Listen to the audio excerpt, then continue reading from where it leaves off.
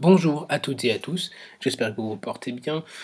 Nous allons voir aujourd'hui ensemble une nouvelle vidéo de l'épisode de la série Mate-moi ça. Mate-moi ça, série où je vous montre des photos de radiographie, d'électrocardiogramme, de scanners, de cliniques, bref, tout un tas de photos qu'il faut essayer de deviner, de relier peut-être à un diagnostic. Et nous arrivons aujourd'hui au 5e épisode. Allons-y, commençons. Pour ce premier cas, je vous propose l'arrivée aux urgences d'un patient ou d'une patiente diabétique de type 1 relativement jeune, la trentaine, qui vient consulter aux urgences puisqu'elle se sent fatiguée, elle ressent des palpitations et légèrement fébrile, effectivement, à 38. Vous constatez sur le plan clinique qu'au niveau des articulations, majoritairement au niveau des articulations, il y a une hyperpigmentation. Alors là, c'est une personne qui a la peau foncée, mais on peut tout à fait retrouver ça chez une personne avec la peau totalement blanche. Et vous regardez au niveau des dents, puisqu'elle vous fait de grands sourires, et vous voyez cette pigmentation particulière. Donc je vous laisse faire pause, si vous voulez réfléchir encore un petit peu. Avec ces images-là, vont s'associer un électrocardiogramme que je vous propose. Donc je vous donne toujours pas le diagnostic, hein. On va y venir. Et vous faites cet électrocardiogramme à cette personne, hein, donc diabétique de type 1, qui a cette hyperpigmentation au niveau des articulations plutôt et au niveau gingival. Je vais vous donner la réponse. Avant, si vous voulez vous laisser un petit peu plus de temps, eh bien écoutez, faites pause. Vous pouvez même marquer la réponse dans les commentaires si ça vous tente. Évitez de regarder, peut-être que d'autres personnes ont mis la bonne réponse. Moi, je vais vous la donner. Donc ici, l'électrocardiogramme montre des signes d'hyperkaliémie. Alors pour l'hyperkaliémie, vous pouvez retenir le moyen mnémotechnique que je ne sais même plus d'ailleurs, le moyen mnémotechnique, pour tout vous dire. Moi je trouve que le plus simple encore, c'est d'écrire un grand K, et avec le K, vous voyez qu'il y a l'angle inférieur, formé par le trait de la barre verticale. Si vous faites un grand K, vous voyez au final que ça représente bien l'onde T ample et symétrique de l'hyperkaliémie, qui devient de plus en plus menaçante au fur et à mesure que la kaliémie augmente, et vous constatez qu'effectivement elle se rapproche dangereusement avec un élargissement des QRS pour des valeurs relativement très hautes et menaçantes. Donc pour la faire courte, une hyperkaliémie, les ondes T sont très voltées, relativement amples et symétriques. Quant à l'hypokaliémie, donc à l'opposé, eh bien, il y a justement un aplatissement en fait des ondes T que vous pouvez retrouver dans les moyens mnémotechniques. Alors la pathologie justement, est-ce que vous avez une idée? Et si oui, faites pause je vais vous donner la réponse. Donc la pathologie, c'était une insuffisance surrénalienne aiguë qui se manifeste donc cliniquement par une hyperpigmentation, et je vous explique justement avec ce schéma, donc on va y venir. Il y a aussi une grande fatigue, puisque en cas d'insuffisance surrénale aiguë, il y a donc une insuffisance de sécrétion des hormones qui sont normalement sécrétées par la surrénale. Et sur le plan biologique, on remarque cette triade très connue de l'hypoglycémie, surtout hyponatrémie. Alors là, c'est par perte, hein, c'est par perte sodée. Et hyperkaliémie, la fameuse triade en question est parfois connue aussi sous hypotension, hyponatrémie, hyperkaliémie. Effectivement, dans ces cas-là, il faut impérativement évoquer l'insuffisance surrénalienne aiguë, puisque si le traitement n'est pas mis en place, le patient n'arrivera tout simplement pas à guérir malgré les thérapeutiques utilisées, et donc peut rapidement être fatal. Les autres signes, donc je vous ai dit asthénie, amaigrissement, nausée, syndrome dépressif par ailleurs. Et pensez aussi à cette anémie normocytaire, normochrome, arégénérative, que l'on peut aussi retrouver en cas d'insuffisance rénale, et non surrénale, en cas d'insuffisance rénale chronique.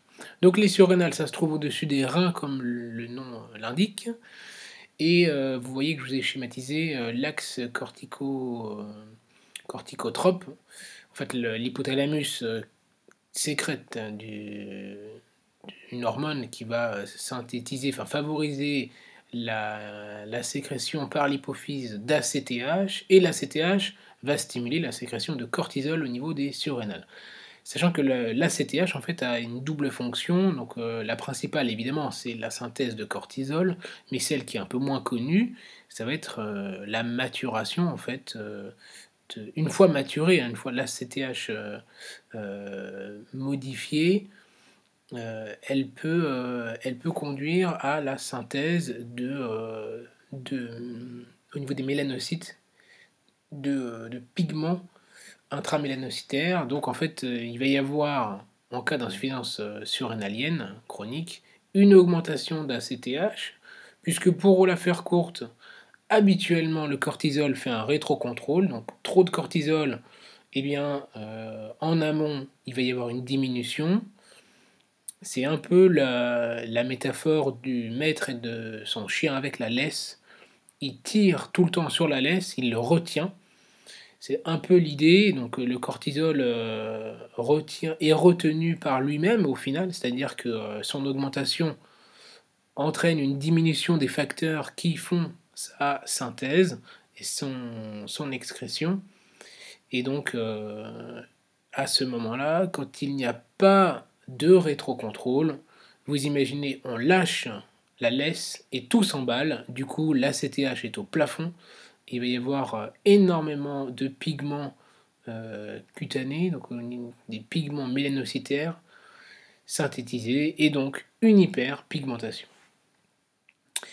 Le traitement, eh bien, il faut instaurer de l'hydrocortisone entre 100 et 200 mg le premier jour. Il n'y a pas besoin de fludrocortisone puisqu'en fait la cortisone permet à ce moment-là, vu les quantités, de remplacer l'effet de la fludrocortisone. Voilà pour ces premières images. On passe à un autre cas. Donc cette fois-ci, je vous propose 3 images en une seule diapo. Un électrocardiogramme qui montre un aspect cupuliforme chez un patient ayant fait une chute, un patient de 70 ans à peu près, qui ne prend pas de digoxine. Et oui, aspect cupuliforme sans digoxine, c'est un peu embêtant. Alors, regardez l'aspect cupuliforme, mais aussi peut-être, petit indice, hein, le PR, ça pourrait vous donner un autre indice. Cette jambe, la façon dont elle est orientée, peut-être le raccourcissement, je vous en dis pas plus, et là on a pincé la peau. Donc si on refait l'histoire, 70 ans, une chute qui vient, elle a cet aspect au niveau de la jambe, cette image de peau pincée, et puis un électrocardiogramme qui montre ces signes-là. Je pourrais éventuellement vous dire qu'elle a des douleurs abdominales, qu'elle est pâle aussi. Alors, à quoi pensez-vous? Je vous laisse faire pause. Et donc, il fallait évoquer le diagnostic de myélome, au final, myélome multiple, avec des lésions osseuses au niveau de la tête fémorale, ayant entraîné une fracture du fémur avec rotation externe et raccourcissement. L'aspect de l'électrocardiogramme est en faveur d'une hypercalcémie, et là c'était un pli cutané pour signer la déshydratation. Il peut y avoir aussi d'autres signes, je vous le montre. Pour retenir, c'est le signe CRAB, donc enfin le moyen mnémotechnique CRAB, avec hypercalcémie, insuffisance rénale pour le R, le A de anémie, et le B de lésions osseuses pour, en anglais, bones, des lésions à l'emporte-pièce. Donc voilà pour la triade de ce patient, cette triade de photos, voilà. Un autre patient maintenant, alors là, je ne vous demande pas le diagnostic de cette image, puisque vous savez que la patiente est le patient ou la patiente sait qu'elle a effectivement une polykystose rénale. Donc elle le sait, vous le savez maintenant que je vous ai dit ça. Par contre, la question, c'est que ce patient vient pour des douleurs abdominales. Et c'est bien le problème, puisque vous avez fait un scanner, je ne vous demande pas le diagnostic du scanner, mais quel diagnostic devez-vous évoquer en cas de douleur abdominale chez un patient qui est connu pour une polykystose rénale? Alors il faut en évoquer au minimum 8 et regarder certaines choses au niveau clinique. Alors pour les diagnostics, je vous laisse peut-être faire pause, réfléchir un petit peu aux diagnostics auxquels vous devez penser et moi je vous propose d'y répondre. Alors pour les diagnostics, le moyen de s'en souvenir, parce qu'il y en a plein au final, il y en a plein. Je vous montre l'image. Voilà, je vous propose ça. Alors, comment et pourquoi des ballons? Alors, la polykystose, ça fait des kystes. Et des kystes, les kystes, ils sont en général dans l'abdomen. Et donc, les kystes peuvent se compliquer. Les kystes, il peut y en avoir au niveau des reins, au niveau du foie et au niveau du pancréas. Donc, les complications, en général, c'est soit il y a une rupture, soit il y a une infection, soit il y a un saignement. Donc, si on fait le tour, il peut y avoir une hémorragie intra-kyste, une rupture de kyste qui peut faire mal, ça peut s'infecter. Au niveau des reins, ils peuvent faire une colique néphrétique, c'est tout à fait possible. Ils peuvent faire donc une pyélo, comme je vous ai dit, une infection intrakyste. Enfin, par ailleurs, il y a une altération de la paroi artérielle, donc il faut penser aux dissections aortiques, qu'elles soient intrathoraciques, aussi cervicales, et il peut y avoir des anévrismes des coronaires, donc douleur abdo haute, il faut évoquer tous ces diagnostics, mais il peut aussi y avoir évidemment des anévrismes abdominaux. Par ailleurs, ils ont une augmentation des cas de diverticulite, et en cas de diverticulite, en général, la sévérité est un peu plus importante que la population moyenne. Enfin, ils font aussi des hernies abdominales avec une prévalence, tenez-vous bien, de 45% contre 8% pour un insuffisant rénal d'autres étiologies terminales. Donc, par rapport aux patients lambda, ils en font plus des hernies abdominales. Il faut savoir y penser. Il faut donc aller palper au niveau des zones à risque. Donc inguinal, il faut descendre un petit peu puisqu'on a tendance à oublier, peut-être qu'il y a un étranglement.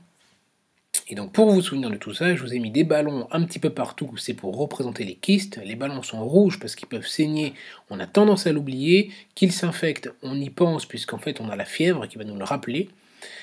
Tout autour, donc il faut penser aussi au cadre colique, des diverticulites. Et le petit cheval avec les ballons, là c'était pour la hernie avec ses deux pattes de chaque côté, pour vous rappeler qu'il y a les hernies à checker des deux côtés. Un dernier cas, je vous propose cet électrocardiogramme, cette fois-ci un patient plus jeune, 25 ans, qui n'a pas d'antécédents, tout va bien a priori jusqu'ici. Malheureusement sa fille, sa jeune petite fille a de la diarrhée et depuis 3 jours, lui dit, ou en tout cas il ressent un essoufflement, une dyspnée et une gêne dans la poitrine. Alors avec cet électrocardiogramme, quel diagnostic devez-vous évoquer et que pouvez-vous mettre en place comme thérapeutique?